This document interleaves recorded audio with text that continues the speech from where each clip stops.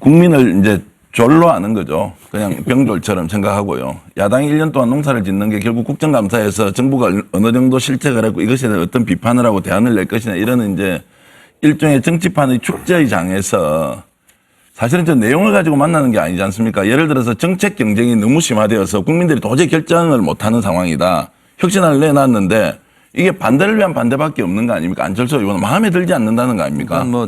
그렇게 해가지고 무슨 딜을 해도 주고받을 걸 가지고 만나서 조건을 가지고 만나야 그것이 나올 수 있는 게 있는데 이거는 뭐 당신 하는 거 마음에 안 드니까 내가 안달이 걸었다. 그런데 당신 안 넘어지니까 나 끝까지 버티겠다.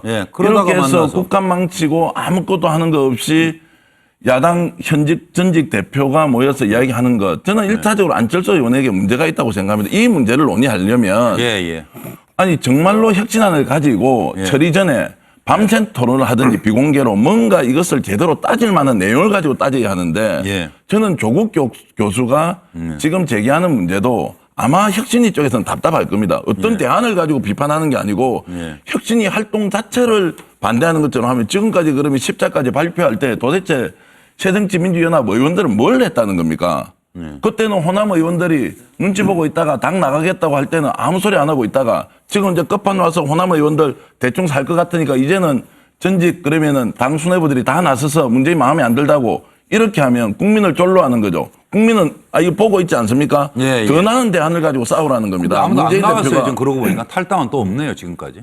근데 말씀 다 하셨습니다. 이거 더 나은 안을 가지고 싸우는 것이 안철수다운 모습인데 지금 안을 가지지 않은 상태에서 들어가서 결국에는 나와서 할 일은 그냥 각자 도생하는 거 외에 없다. 저는 문재인 대표가 총선에서 실패하더라도 이것이 자신이 생각하는 정치적 결기고 결단이고 그것이 선택이라면 이걸 가지고 밀고 가야 되고요. 못 가는 사람이면 나와서 신당 차려야 되죠. 10석이면 어떻고 20석이면 어떻습니까? 이런 당 없는 것보다 차라리 더 나을 수 있습니다. 아니, 그러니까 거기에서 새정치 씨앗을 봐야 되죠. 요거 한두 말씀만 더 듣고요. 목소리 높이는 안철수 바라는 게 뭔지 도대체.